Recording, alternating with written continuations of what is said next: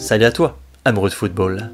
Ce que tu t'apprêtes à voir est ma chronique audio mensuelle pour l'émission de radio Il va y avoir du sport, animée chaque semaine par l'équipe du Dynamo de Lecco. Tu trouveras plein d'infos et les habituelles sources en description. N'hésite donc pas à y aller y faire un tour, ainsi que le partager, commenter, liker, t'abonner, pour soutenir mon travail ainsi que celui de cette association. Je te souhaite donc un bon épisode et te dis à bientôt pour de nouvelles aventures footballistiques. Bonjour à toutes et à tous, je m'appelle le Blaireau des Surfaces et j'ai 5 minutes pour vous parler de culture foot, de foot et de culture et de foot et même de l'Irlande. L'Irlande, ce n'est pas que le pays à l'origine de la Saint-Patrick et de la Guinness qui vont très bien ensemble, il est vrai, sauf en ce moment, mais c'est aussi un pays de football. Alors certes, ce n'est pas l'Angleterre ou l'Écosse, et même si la concurrence est rude avec le rugby, toujours est-il que notre sport préféré a sa place sur l'île d'Emeraude. Je vous invite donc ce mois-ci à visiter avec moi la charmante bourgade de Bref, une ville random dans la banlieue de Dublin, lieu de résidence du vénérable Shamrock Rovers FC. Club le plus titré d'Irlande, son nom désigne le trèfle à 3 feuilles, symbole de l'Irlande, avec la lyre d'ailleurs qui est celui de la Guinness. La Guinness qu'on aime tant déguster dans les terrasses des pubs, et ça me manque tellement, mais pourquoi, quand est-ce que je vais... Pardon, excusez-moi, je suis un petit peu sensible à fleur de peau en ce moment. Mais revenons plutôt à Shamrock, club qui a attiré mon attention avec cette histoire assez improbable qui s'est passée l'année dernière. En effet, le club avait obtenu le droit de faire jouer son équipe réserve en deuxième division, sauf que les autres clubs n'étaient pas vraiment d'accord et avaient menacé de boycotter leur match contre cette équipe B. Ils évoquaient un problème d'équité car ils avaient la crainte que les joueurs de l'équipe Fagnon jouent les gros matchs de l'équipe B et ainsi à terme que tous les gros de ce championnat aient une équipe réserve en deuxième division, les immunisant ainsi contre la descente puisque les équipes 1 et 2 ne peuvent être dans la même division. Leur crainte, c'était le développement finalement des gros clubs du pays en dépend des plus petits. Je ne connais pas très bien le football irlandais, et comme j'avais envie de me la jouer super enquêteur et que je voulais en savoir plus sur cette sombre affaire, pardon, j'ai pas pu m'en empêcher, j'ai donc contacté Seb, qui anime le compte Twitter Football Irlande. Celui-ci m'expliquait qu'il voyait d'un bon œil que l'équipe B d'une locomotive telle que le Shamrock Rovers soit en deuxième division, car cela pourrait, selon lui, contribuer à améliorer, à terme, le championnat irlandais, dont les clubs passent rarement les qualifications d'Europa League. Bon, résultat des courses, dans cette histoire, la deuxième équipe de Shamrock Rovers restera en troisième division, l'amélioration du championnat irlandais devra passer par d'autres moyens, et sûrement attendre encore un petit peu. La question que je me pose donc dans cette sordide enquête... Pardon, j'ai recommencé. La question donc, c'est toute cette histoire irlandaise. Est-ce un épiphénomène ou le prémisse d'une mode, d'une tendance à venir en Europe? Pour répondre à cette question, comme dirait l'autre, reprenons depuis le début. Les équipes réserves, c'est quoi? Les clubs ne se limitent pas à une seule équipe de foot. Ce sont de véritables institutions.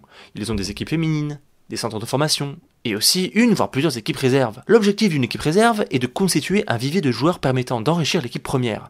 Elle rassemble des joueurs sous contrat aspirants, stagiaires, voire même professionnels. Elle permet aux joueurs revenant d'une longue blessure de retrouver un rythme, par exemple. L'équipe réserve constitue souvent la dernière marche avant le monde professionnel pour un jeune joueur.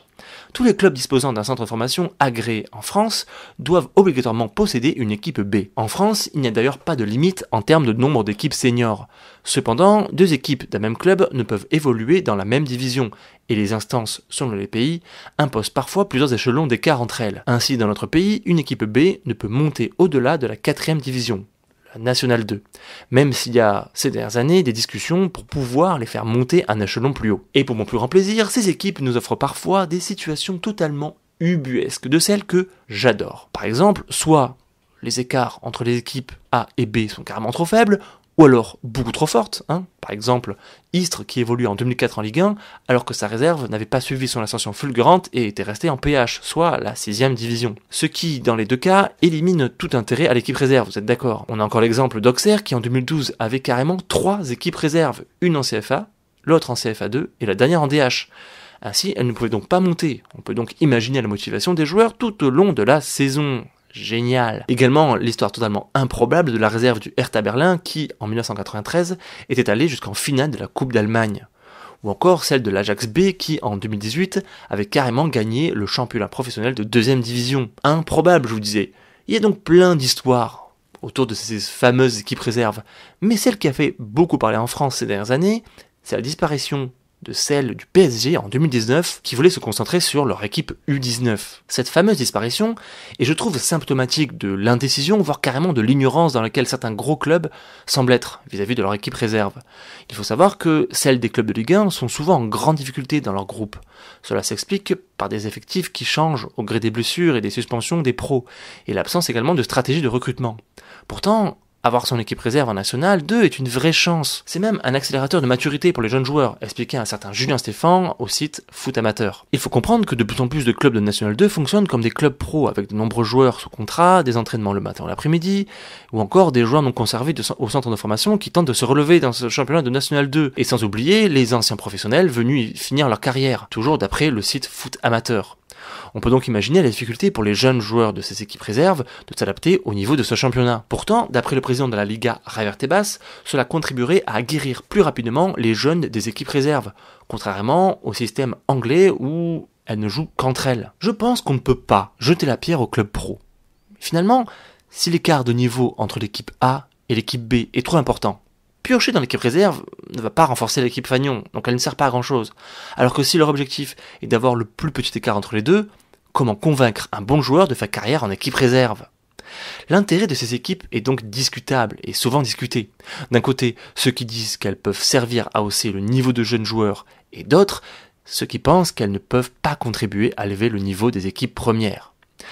Ainsi, pour les détracteurs des équipes réserves, la solution miracle serait de ne les faire jouer qu'entre elles. Ça ne vous rappelle rien ?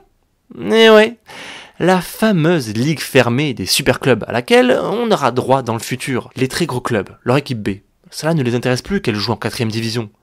Ce qu'ils veulent, c'est qu'on voit leurs jeunes, pour les valoriser, en vue éventuellement d'une prochaine vente, et pour les voir. Quoi de mieux pour leurs équipes réserves qu'une ligue européenne fermée ? Voilà, c'est tout pour moi. J'espère que cette chronique vous aura plu. Je vous rappelle que vous pouvez désormais me retrouver sur Twitter et Facebook. Je vous donne donc rendez-vous sur les réseaux, sur ma chaîne ou à la radio. C'était le Blow des Surfaces pour servir le foot et sa culture. Ciao.